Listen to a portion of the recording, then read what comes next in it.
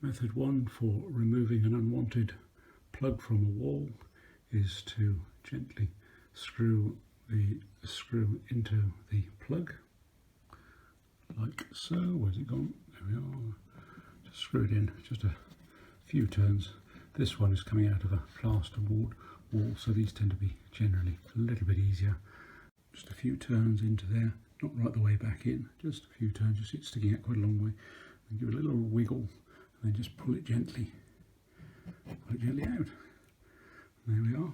Now you've got your hole, which we're just going to fill with a lightweight fine filler, and then we can leave the filler slightly proud of the paintwork, and then you can sand it back with a fine sanding block. And once you put 2 or 3 coats of paint on, it'll all be gone. The second method is to put the head of your screw over the plug, pointy end sticking outwards, and then just give that a couple of gentle taps with your claw hammer and knock it in by, as I've done here, by about 3mm. Just now using a lightweight 1 filler, which does sand down very, very fine, and it doesn't sag or droop out of the hole like some of the heavier fillers, and it produces a very nice fine finish, even when I'm not sponsored by Polyfiller, but I find this really, really, really good.